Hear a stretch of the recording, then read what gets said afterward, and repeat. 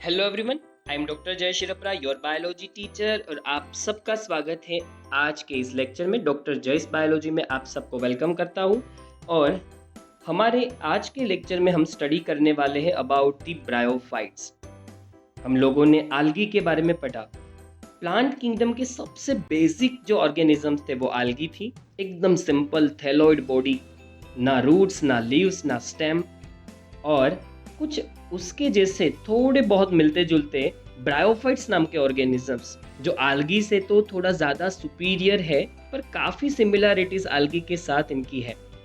तो ब्रायोफाइट्स, यहाँ से हम शुरुआत करेंगे आज के लेक्चर की। और सबसे पहले आप सबको पता है कि हम ऑलवेज हैबिटाट को डिस्कस करते हैं।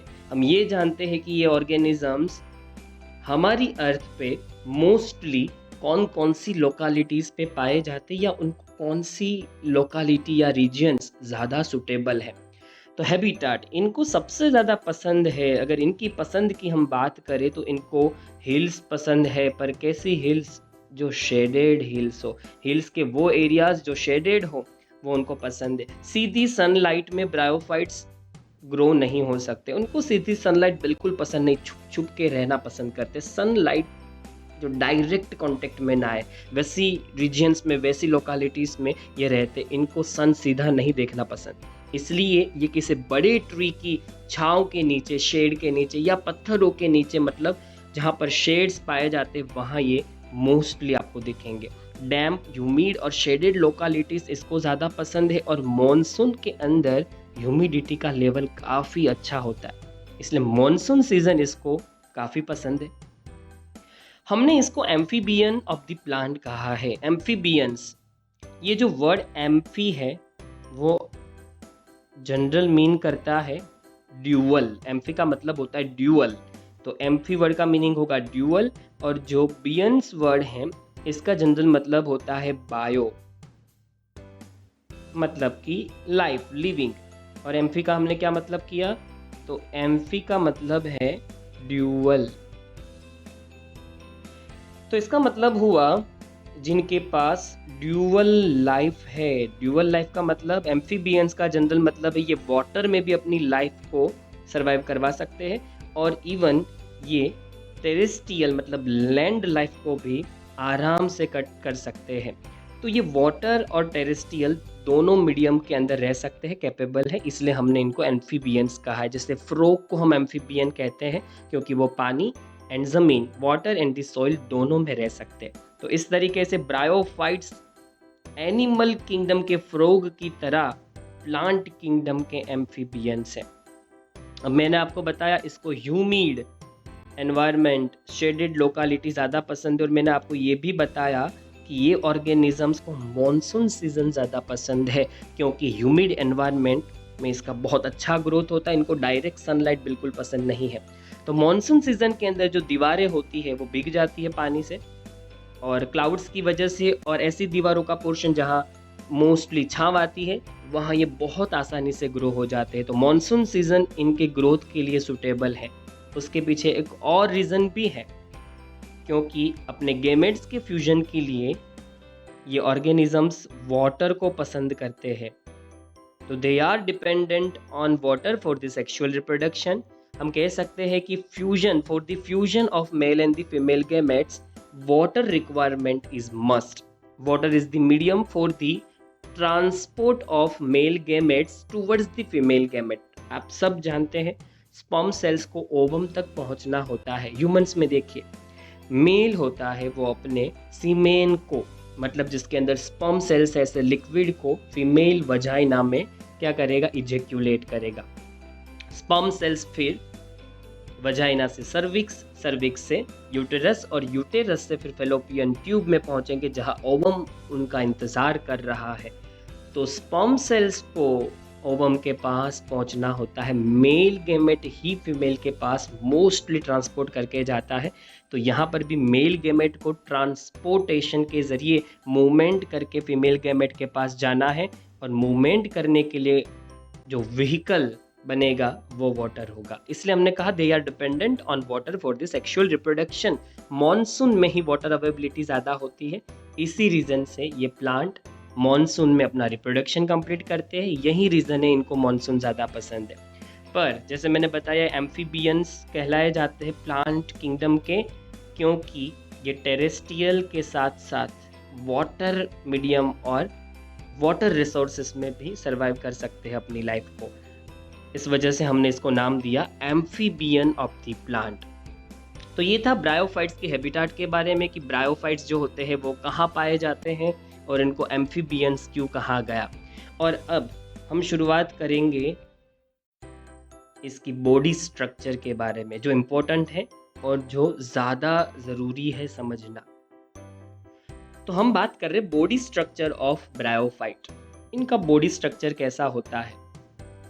The plant body is more differentiated than algae। Definitely ये algae के बाद अगर पढ़ाए जा रहे हैं तो ये algae से ज़्यादा ही डेवलप्ड होंगे। हमने पढ़ा कि इवोल्यूशन के हिसाब से जो ऑर्गेनिजम्स इस अर्थ पे पहले आए उनको हम पहले रखते हैं, उनके बाद सेकेंड, उनके बाद थर्ड। तो algae सबसे पहले आई थी, इसलिए वो सिंपल है। तो डेफिनेटली ब्रायोफाइट्स उसके बाद हम पढ़ रहे तो वो ज़्यादा ही डेवलप्ड होंगे। तो ब्रायोफाइट ज़्यादा डेवलप्ड होते हैं algae के कंपैरिजन में। ये कुछ ज़्यादा ही डेवलप्ड ऑर्गेनिजम्स हैं। इनकी बॉडी स्ट्रक्चर कुछ ज़्यादा ही डिफरेंशिएटेड मतलब डेवलप्ड होती है जब हम उसको कंपेयर करते हैं algae के साथ। तो algae से डेवलप्ड है ये, पर algae के साथ इनके कुछ फीचर्स मिलते जुलते हैं, मैंने आपको बताया था। अब कौन से फीचर्स? तो ये भी थैलस लाइक बॉडी पजेस करते हैं, जिसका मतलब क्या होता है अब ये मुझे बताने की ज़रूरत है नहीं। थैलस लाइक बॉडी का मतलब होता है जिनके पास ना ट्रू रूट है, ना ट्रू स्टेम है और ना ट्रू लीव्स है। दैट मीन्स प्लांट के जो मेन ऑर्गन्स होते हैं तीन, रूट, स्टेम एंड लीव्स, इनके पास इनमें से कुछ भी नहीं है। तो ऐसा प्लांट बॉडी जो रूट, स्टेम और लीव्स पजेस नहीं करता, उनको हम थैलस लाइक, थैलोइड और थैली ऐसे वर्ड देते हैं। अब ये इरेक्टेड होता है मोस्टली, या प्रोस्ट्रेट। ये देखिए यहाँ पर जो आपको फिगर दिखाई है उसमें आप लोगों को ये जो ब्रायोफाइट दिखाया है वो इरेक्टेड दिखाया है। देखिए कैसे इरेक्टेड है, मतलब कि खड़ा है, अपने पैरों पे खड़ा होता है। मतलब कहने की बात है पैर नहीं है पर वो इरेक्ट रह सकता है, अपनी बॉडी को इरेक्टेड पोजीशन में रख सकता है। अब हम बात करते हैं बॉडी के दूसरे फीचर्स की। तो इनके पास रूट्स तो है नहीं, स्टेम है नहीं, ना लीव्स है, तो है क्या फिर? रूट लाइक स्ट्रक्चर है इसके पास। और उस रूट लाइक स्ट्रक्चर को हम क्या कहेंगे? तो याद रखना है कि इनके पास ट्रू रूट नहीं है पर रूट जैसा, रूट लाइक कुछ है, और उस रूट लाइक स्ट्रक्चर को राइजोइड्स कहा जाता है। और वो रहा ये जो एग्जैक्टली हमें रूट जैसा दिखता है। यहाँ पर ये स्ट्रक्चर को हम नेकेड आई से देख पा रहे हैं, दैट मीन्स ये मल्टी सेल्यूलर होगा। मल्टी सेल्यूलर चीज़ें जो होती है वो नेकेड आई से देखी जा सकती है, पर कुछ कुछ ऐसी भी स्पीशीज है ब्रायोफाइट्स में जिनके राइजोइड्स या राइजोम्स यूनिसेल्यूलर होते हैं। तो यूनिसेल्यूलर भी हो सकते हैं, मल्टी सेल्यूलर भी हो सकते हैं। क्या मल्टी सेल्यूलर और यूनिसेल्यूलर हो सकता है? रूट लाइक स्ट्रक्चर, जिसको राइजोइड कहते हैं मोस्टली, और वो रूट की तरह काम करता है। मिनरल्स और वाटर को सॉइल से एब्जॉर्ब करके वो लीव्स लाइक स्ट्रक्चर को पहुंचाता है और वहाँ फोटोसिंथेसिस होगा। तो इनके पास भी रूट्स नहीं है पर रूट जैसा कुछ ज़रूर है, और इसको हम यहाँ नाम राइजोइड्स देंगे। मैं आपको याद करवा दूँ, आल्गी में रूट लाइक स्ट्रक्चर को ब्राउन आल्गी में हम लोगों ने होल्ड फास्ट कहा था। ट्रू बिल्कुल रूट्स नहीं है, ट्रू स्टेम भी तो नहीं है और ट्रू लीव्स भी तो नहीं है। तो लीफ जैसा कुछ होगा उसको क्या कहेंगे? उसके लिए कोई स्पेशल वर्ड नहीं है, हम उसको लीफ लाइक स्ट्रक्चर ही कहेंगे। तो यहाँ देखिए ये जो आपको पोर्शन दिख रहा है वहाँ आपको लीव्स दिख रहे हैं, पर वो लीव्स नहीं है, हम उसके लिए वर्ड यूज करेंगे लीफ लाइक स्ट्रक्चर। कोई स्पेशल वर्ड नहीं है, जैसे राइजोइड्स रूट लाइक स्ट्रक्चर के लिए वर्ड है, वैसा लीफ लाइक स्ट्रक्चर के लिए कोई वर्ड नहीं है स्पेशल। अच्छा है, भला करे वो साइंटिस्ट का भगवान, क्योंकि इसको भी अगर कोई अलग नाम मिलता तो हमें वो याद रखना पड़ता। तो बड़ी अच्छी चीज़ ये है कि एक नया नाम याद रखने से हम बच गए। सिर्फ हम वर्ड यूज करेंगे लीफ लाइक स्ट्रक्चर, जो लीफ जैसा है। तो वो क्या करेगा? लीफ लाइक स्ट्रक्चर इसलिए कहा क्योंकि वो ग्रीनिश होगा, उसमें क्लोरोफिल होगा, वो भी फोटोसिंथेसिस करेगा और अपना फूड खुद बनाएगा। इसके पास स्टेम लाइक स्ट्रक्चर भी है, स्टेम भले ना हो। और वो कैसा दिखता है? तो स्टेम लाइक स्ट्रक्चर को हमने नाम दिया है और उसको हम कहेंगे स्टॉक। ये रहा अपना स्टॉक। तो ये स्टेम लाइक स्ट्रक्चर, जिसको स्टॉक कहा है हम लोगों ने। तो अब आप लोगों ने देख लिया कि स्टॉक स्टेम लाइक स्ट्रक्चर है, ये है हमारे लीफ लाइक स्ट्रक्चर, और हमारे रूट लाइक स्ट्रक्चर जो है वो ये रहे, जिसको हम लोगों ने राइजोइड वर्ड कहा है। तो अब आप समझ चुके हैं कि ब्रायोफाइट्स की बॉडी स्ट्रक्चर में ना लीव्स होते हैं, ना रूट्स होते हैं और ना स्टेम होता है। उसकी जगह उनके पास रूट लाइक स्ट्रक्चर राइजोइड है, लीफ लाइक स्ट्रक्चर है, स्टेम लाइक स्ट्रक्चर स्टॉक है। इसीलिए हमने ब्रायोफाइट्स की बॉडी स्ट्रक्चर के लिए वर्ड यूज किया थैलस लाइक। ये वर्ड, इसका मतलब यही होता है, जिनके पास true roots, stem and leaves नहीं है। अब हम बात करने वाले हैं ब्रायोफाइट्स की कुछ इम्पोर्टेंट कैरेक्टरिस्टिक फीचर्स के बारे में, और वो है रिप्रोडक्शन। तो हम यहाँ एक यूनिक वर्ड के बारे में पढ़ने वाले हैं जो आपके लिए शायद नया हो, या हो सकता है आप लोगों ने आगे कहीं सुन रखा हो। यहाँ लिखा है कि इसकी जो मेन प्लांट बॉडी है वो हैप्लॉइड है, पर इनके जो सेक्स ऑर्गन्स हो गए, रिप्रोडक्टिव ऑर्गन्स हो गए, वो मल्टी सेल्यूलर हो गए। तो मेल रिप्रोडक्टिव ऑर्गन और फीमेल रिप्रोडक्टिव ऑर्गन जो होगा वो मल्टी सेल्यूलर होगा, बहुत सारे सेल से बनेगा। पर ये हैप्लॉइड का क्या मीनिंग होता है? तो चलिए मैं आपको हैप्लॉइड का मीनिंग समझाता हूँ। जनरली हैप्लॉइड का मतलब होता है कि जिनके पास हर एक क्रोमोसोम्स की सिंगल कॉपीज अवेलेबल होती है। मैं आपको एक एग्जांपल देता हूँ। एक सेल बनाते, फिर उसके अंदर अपने न्यूक्लियस बनाते। तो सबसे पहले मैं एक सेल फॉर्म कर रहा हूँ, ये है एक सेल। सेल के अंदर होते हैं न्यूक्लियस। तो मैं न्यूक्लियस को थोड़ा बड़ा बना रहा हूँ क्योंकि हमें न्यूक्लियस के अंदर देखना है क्रोमोसोम्स को। तो ये ब्लैक कलर का हमने बना लिया न्यूक्लियस। न्यूक्लियस के अंदर होते हैं क्रोमोसोम्स, एक्स शेप के जो दिखते हैं। अब अगर क्रोमोसोम्स, फॉर एन एग्जांपल, इस सेल के अंदर 6 क्रोमोसोम प्रेजेंट है, तो हम अलग अलग कलर से शो कर रहे, एक ऐसा और सेम उसी के जैसा दूसरा कलर लेंगे, एक ऐसा सेम उसी के जैसा दूसरा, और एक ऐसा और सेम उसी के जैसा दूसरा। तो यहाँ देखिए इसके पास कितने क्रोमोसोम है? 6 क्रोमोसोम। पर वो जो 6 क्रोमोसोम्स है वो दो कॉपीज में अवेलेबल है। जैसे 2 ग्रीन वाले, 2 ब्लैक, एंड जो बाकी के 2 आपको दिख रहे हैं वो आपको करीबन दिख रहे वायोलेट शेप के। तो यहाँ पर 6 क्रोमोसोम्स अवेलेबल है, पर हर एक क्रोमोसोम्स की 2 कॉपीज है। ग्रीन क्रोमोसोम 1 नहीं है, 2 है। ब्लैक क्रोमोसोम 2 है। अब तीसरे क्रोमोसोम की कॉपी जो आपको दिखाई उसमें भी 2 क्रोमोसोम्स है। तो जब कोई भी क्रोमोसोम कंटेंट न्यूक्लियस के अंदर 2 की पेयर में अवेलेबल हो, एक क्रोमोसोम उसकी जैसी ही दूसरी आइडेंटिकल कॉपी अगर उसके पास है, सेम उसके जैसी दिखने वाली लेंथ में, तो हम ऐसे ऑर्गेनिजम्स को डिप्लॉइड कहेंगे। ऐसे सेल्स के लिए हम वर्ड यूज करेंगे डिप्लॉइड, जिसका मतलब होता है, डिप्लॉइड वर्ड 2 से आया है। डिप्लॉइड का जनरल मीनिंग होगा जिसके पास हर एक क्रोमोसोम्स 2 की पेयर में अवेलेबल है।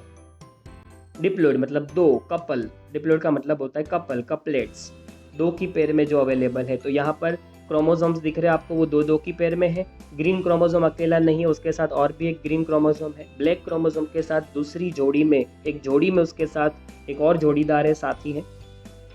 जबकि लास्ट कलर जो है उसमें भी सेम।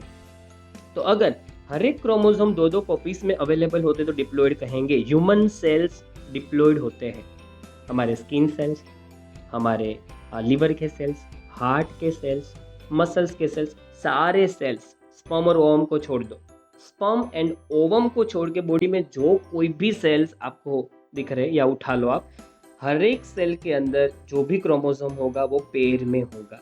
और हमारे अंदर ऐसी दो दो की कितनी पेयर होगी ह्यूमंस के अंदर? 23 पेयर्स। और इस तरीके से टोटल हो गए 46 क्रोमोसोम। हर एक क्रोमोसोम के पास अपने जैसा दूसरा एक क्रोमोसोम होगा। तो ये डिप्लॉइड का मीनिंग समझाया, क्योंकि हैप्लॉइड समझने के लिए डिप्लॉइड समझना ज़रूरी है। पर अगर हम बात करें हैप्लॉइड की, तो हैप्लॉइड का मीनिंग क्या होगा? तो डेफिनेटली हैप्लॉइड का मीनिंग ये होगा कि उन सब के पास क्रोमोसोम्स की एक एक कॉपी ही अवेलेबल है। अरे ये क्या खुल गया, चला जा वापस। हाँ चलो, मैंने मिटा दिया। अब ये एक पर्टिकुलर सेल मैंने दिखाया, अब इस सेल को ध्यान से देखिए। इस सेल में क्रोमोसोम की for an example 3 copies available है और सब एक एक ही है, उसके जैसी कोई दूसरी कॉपी अवेलेबल नहीं है, पेयर नहीं बन पा रही, सब नल्ले घूम रहे, किसी के भी मतलब उसके पास घुमाने के लिए बॉयफ्रेंड नहीं है, गर्लफ्रेंड नहीं है, दो दो की कॉपी नहीं है, हस्बैंड वाइफ नहीं दिख रहे, अकेले अकेले घूम रहे। अब देखिए, ग्रीन क्रोमोसोम अकेला, ब्लैक क्रोमोसोम अकेला, वायलेट क्रोमोसोम अकेला। तो दैट मीन्स अगर कोई भी सेल के अंदर क्रोमोसोम्स की सिंगल सिंगल कॉपीज अवेलेबल है तो हम उसके लिए वर्ड यूज करेंगे हैप्लॉइड। ये ऑर्गेनिज्म हैप्लॉइड है, उनके पास ऑलवेज क्रोमोसोम्स की सिंगल सिंगल कॉपीज अवेलेबल होती है, कोई भी क्रोमोसोम पेयर में नहीं होते या फिर डबल नहीं होते। अब मेरे हिसाब से आप समझ चुके होंगे हैप्लॉइड क्या है और डिप्लॉइड क्या है। अगर आप फिर भी नहीं समझे तो आप लोग YouTube कर सकते हैं, इसके लिए एनिमेटेड वीडियोस भी काफ़ी सारे लोगों ने प्रोड्यूस कर रखे हैं हैप्लॉइड और डिप्लॉइड को समझाने के लिए। तो यहाँ पर आप लोगों ने समझा कि हैप्लॉइड का मीनिंग क्या होता है। आल्गी भी हैप्लॉइड होती है, फंगी भी हैप्लॉइड होती है, बैक्टीरिया भी हैप्लॉइड होते हैं, ब्रायोफाइट्स भी हैप्लॉइड है। अब हम बात करते हैं मेल रिप्रोडक्टिव ऑर्गन की।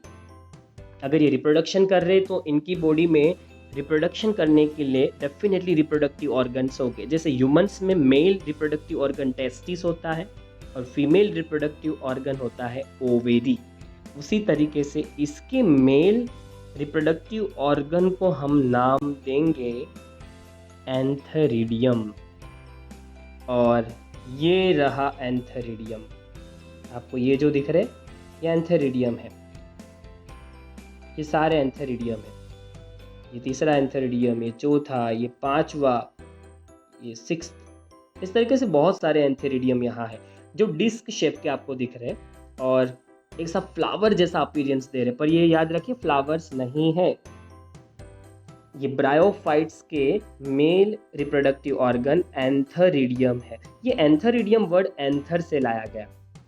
एंथर आप सब जानते हैं, जहाँ से पोलन ग्रेन्स बनती है फ्लावरिंग प्लांट्स में, तो वहाँ से आप लोगों ने वर्ड यहाँ पर मिक्स कर दिया और बन गया वर्ड एंथेरिडियम, जिसका मतलब है मेल रिप्रोडक्टिव ऑर्गन।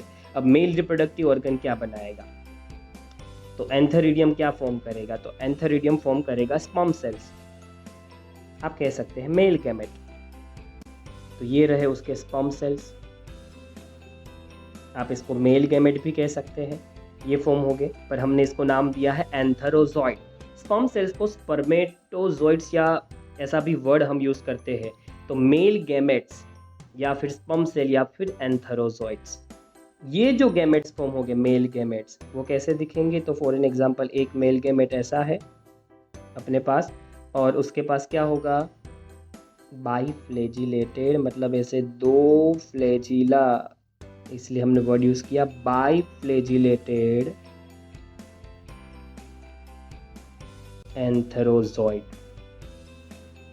तो ये वाली जो रेड वाली चीज़ है एंथेरिडियम, जो मेल रिप्रोडक्टिव ऑर्गन है, उसके अंदर फॉर्म होंगे इस तरीके के स्पर्म सेल्स या तो मेल गैमेट, पर हम उसको स्पेशल नाम देंगे एंथेरोजॉइड्स, और वो बाईफ्लैजिलेटेड होंगे। उसके पास दो फिलामेंट जैसे स्ट्रक्चर होंगे, दो से वर्ड बाय आया और इस फिलामेंट लाइक स्ट्रक्चर को हम फ्लैजिला कहते हैं। इसलिए ये मूवमेंट कर सकता है, क्योंकि मैंने आपको बताया था कि ब्रायोफाइट्स को वाटर मीडियम ज़रूरी है रिप्रोडक्शन के लिए, इसलिए ये बाईफ्लैजिलेटेड जो स्पर्म सेल्स है एंथेरोजॉइड्स है, वो वाटर के ज़रिए फ्लैजिला की हेल्प से मूवमेंट करेंगे और पहुंचेंगे कहाँ? फीमेल बॉडी के पास। तो यहाँ जो प्रोड्यूस हुए, क्या प्रोड्यूस हुए थे? स्ट्रक्चर के अंदर प्रोड्यूस हुए थे एंथरोजोइड्स, मतलब कि मेल गैमेट, और इनको जाना पड़ेगा कहाँ, फीमेल के पास। ये फीमेल बॉडी है। मेल गैमेट्स को फीमेल बॉडी के अंदर एंटर होना पड़ेगा, जिस तरीके से ह्यूमंस में स्पर्म जो होते हैं सेल्स वो सीमेन के जरिए वजाइना में एंटर होते, फीमेल बॉडी में एंटर होते, ठीक वैसा। अब इसके फीमेल रिप्रोडक्टिव पार्ट को क्या कहेंगे हम? ह्यूमंस में जैसे ओवरी कहते हैं जिससे ओवम बनते हैं, यहाँ क्या कहेंगे? यहाँ हम कहेंगे आर्कियोगोनियम, जो फ्लास्क जैसा दिखेगा। तो देखिए ये है अपना आर्कियोगोनियम, मतलब फीमेल रिप्रोडक्टिव ऑर्गन। यहाँ बहुत सारे फीमेल रिप्रोडक्टिव ऑर्गन्स दिखाए हैं। वो क्या प्रोड्यूस करेंगे? एग सेल्स या तो ओवम। आप एग सेल्स को ओवम भी कह सकते हैं, एग सेल्स भी कह सकते हैं, या फिर आप उसके लिए वर्ड यूज कर सकते हैं सिंपली फीमेल गैमेट। तो इसके अंदर एग सेल्स फॉर्म हो गए। वैसे एक जो आपको स्ट्रक्चर दिख रहा है आर्कियोगोनियम, एक सिंगल जो है वो एक एग ही बनाएगा, मतलब सिंगल ओवम बनाएगा। तो इस तरीके से ओवम बना दिया हम लोगों ने, और हम लोगों ने मेल गैमेट भी फॉर्म कर दिए। फिर बात आती है इनके फ्यूजन की, जो वाटर से हो जाएगा। फर्टिलाइजेशन की बात आती है। तो चलिए अब हम फर्टिलाइजेशन देखते हैं कि मेल और फीमेल गैमेट किस तरीके से मूव करते हैं। तो मैंने आपको ऑलरेडी बता दिया है कि जो मेल गैमेट यहाँ बनते हैं स्पर्म सेल्स, उनको मूवमेंट करके जाना पड़ेगा यहाँ फीमेल बॉडी के पास, जिसका नाम आर्कियोगोनियम है, और उसके अंदर एक एग सेल होगा, ओवम होगा, उसके साथ उसको फ्यूज होना पड़ेगा, और वाटर यहाँ पर मीडियम बनेगा। तो फिर बनेगा क्या? अगर मान लो कि ये जो मेल और फीमेल गैमेट आपस में फ्यूज होते हैं, तो वो कौन सी चीज़ प्रोड्यूस करेंगे? फर्टिलाइजेशन हम वर्ड यूज़ करते हैं मेल और फीमेल गैमेट के फ्यूजन के लिए। जैसे ह्यूमंस में sperm cells and the ovum fuse होता है तो जाइगोट बनता है, ठीक उसी तरीके से जो एंथ्रोजोइड्स, मतलब कि ये जो मेल गैमेट है, आप स्पर्म सेल्स भी कह सकते हैं, कई लोग इसके लिए स्पर्म सेल्स वर्ड यूज़ करते हैं। तो पर हमें ये नाम तो लिखना ही, भले आप स्पर्म सेल्स लिखें पर आपको कंपलसरी एंथ्रोजोइड वर्ड लिखना है। तो स्पर्म सेल्स या तो एंथ्रोजोइड, वो कहाँ रिलीज हो गए? वाटर के अंदर, वाटर में रिलीज हो गए, क्योंकि वाटर ही तो मीडियम है।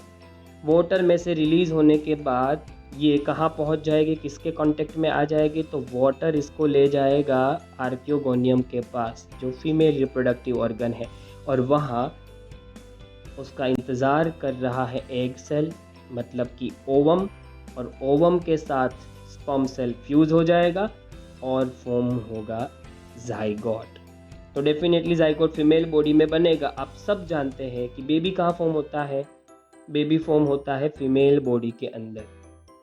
उसी तरीके से यहाँ पर भी जो स्पोर्स बनेंगे, जो सीड जैसा काम करेंगे, जो प्लांट का बेबी है, वो फॉर्म होगा फीमेल बॉडी में। तो कैसे फॉर्म होगा? दो चीज़ें फ्यूज हो रही है आपस में, एंथ्रोजॉइड एंड एग सेल, और इन दोनों के फ्यूजन से बन गया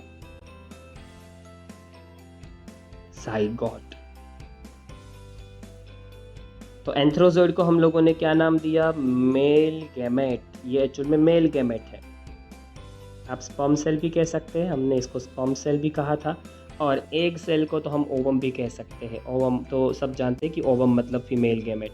तो ये दो चीज़ें फ्यूज हो गई और उससे बन गया जाइगोट। कहते हैं कि कोई भी ऑर्गेनिज्म अपने लाइफ की शुरुआत सिंगल सेल से करता है, और वो जाइगोट होता है जो सबसे पहले शुरुआत करता है लाइफ की। तो इस तरीके से जाइगोट बनेगा, और फिर क्या होगा? तो फिर उस जाइगोट का धीरे धीरे हमें डिवीजन करना होता है, और डिवीजन्स के बाद हमें मिलेगा एक नया प्लांट स्ट्रक्चर। ये जो फिगर आपको दिख रहे हैं वो तो लास्ट की है। जाइगोट से बहुत सारे सेल्स बनेंगे और फिर लास्ट सेक्शन में ये सारी चीज़ें प्रोड्यूस होती है। तो चलिए अपने आगे देखते हैं, उसमें आपको ज़्यादा बेटर समझ में आएगा कि रिप्रोडक्शन कैसे कंप्लीट होता है। अब रिप्रोडक्शन का एक ही पॉइंट बाकी है, उसके साथ रिप्रोडक्शन वाला टॉपिक और बॉडी स्ट्रक्चर जो हम पढ़ रहे थे, ब्रायोफाइट का हैबिटेट जो हम पढ़ रहे थे, वो हम ख़त्म कर देंगे। तो अब बस आप लोगों को मैं रोक के रखूँगा सिर्फ और सिर्फ कुछ ही मिनट्स के लिए। तो चलिए अब क्या होगा? हम देख रहे हैं कि ब्रायोफाइट्स में ये 2 स्टेजेस देखने को मिलते हैं, जिसका नाम है gametophytic stage and sporophytic stage. वो हर एक प्लांट्स में देखने को मिलते हैं, चाहे वो आल्गी हो, चाहे वो ब्रायोफाइट्स, चाहे टेरिडोफाइट्स, जिम्नोस्पर्म हो या एंजियोस्पर्म।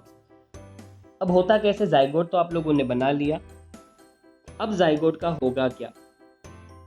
तो जाइगोट का अब डिवीजन होगा, जैसे मैंने आपको बताया था। हम वापस से एक बार समझ लेते हैं, वापस से याद रखिए।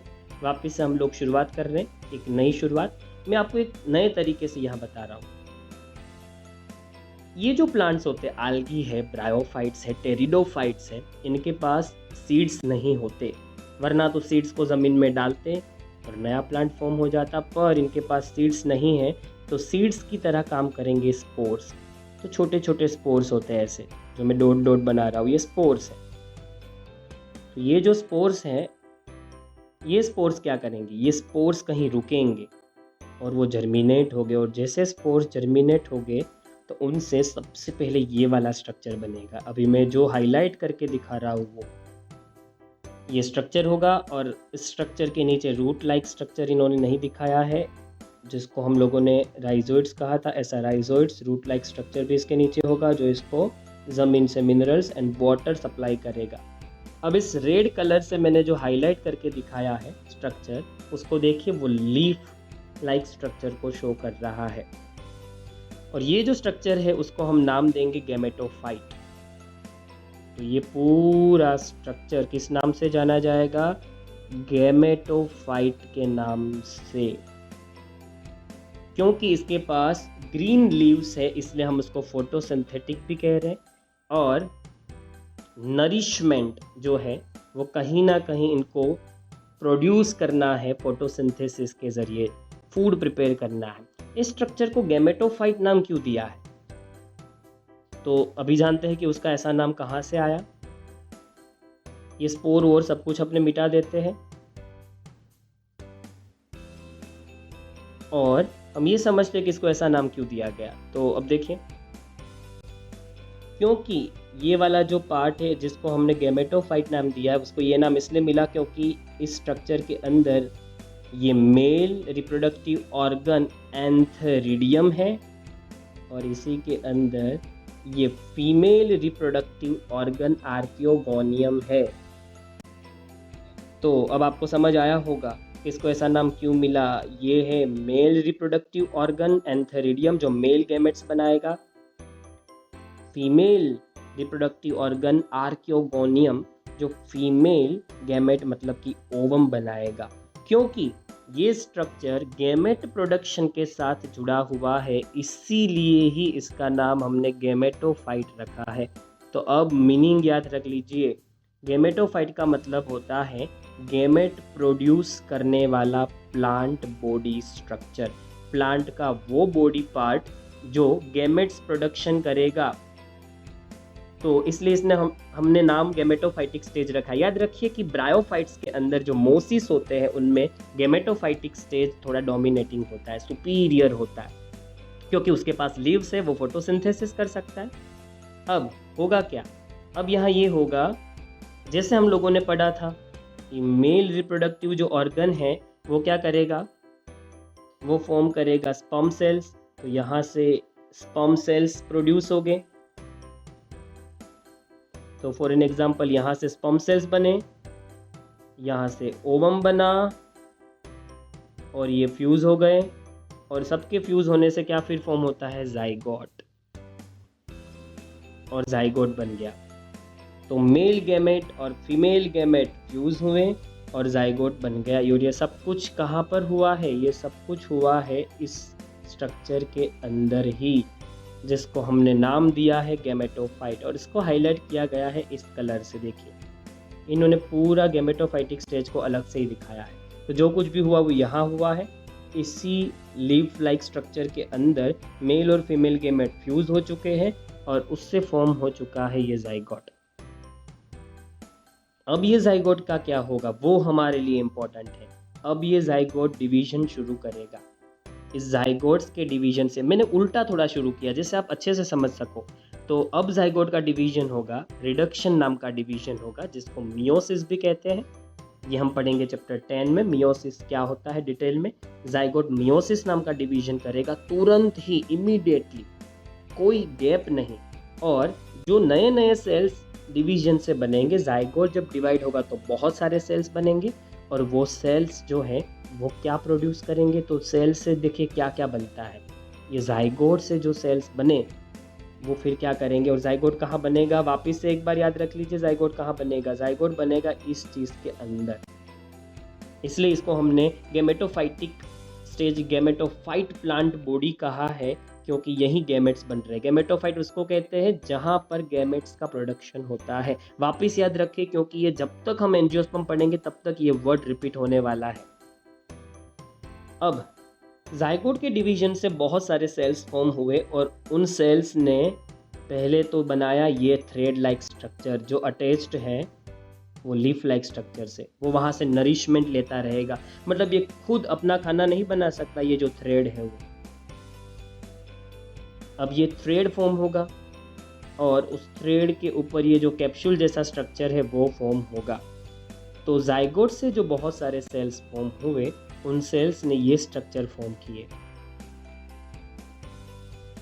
ये जो स्ट्रक्चर होता है वो जब मैच्योर हो जाता है, तब मैच्योर होने के बाद वो अपनी कैप्सूल के अंदर, ये रही उसकी कैप्सूल जिसको यहाँ पर हाईलाइट करके दिखाई है, उस कैप्सूल के अंदर डिविजन्स के जरिए बहुत सारे स्पोर का प्रोडक्शन करेगा। ये बन गए स्पोर्स,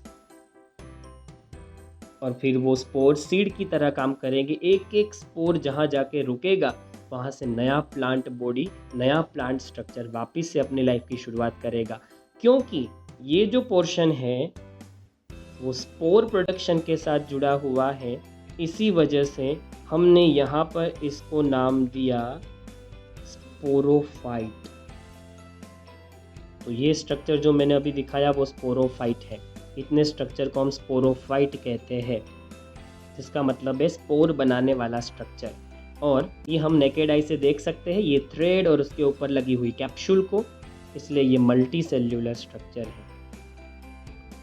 पर जैसे मैंने आपको बताया, यहाँ पर कहीं पर भी ये थ्रेड और कैप्सूल आपको ग्रीनिश नहीं दिख रही, तो इसको जो न्यूट्रिशन है वो कहाँ से लेना, यहाँ से।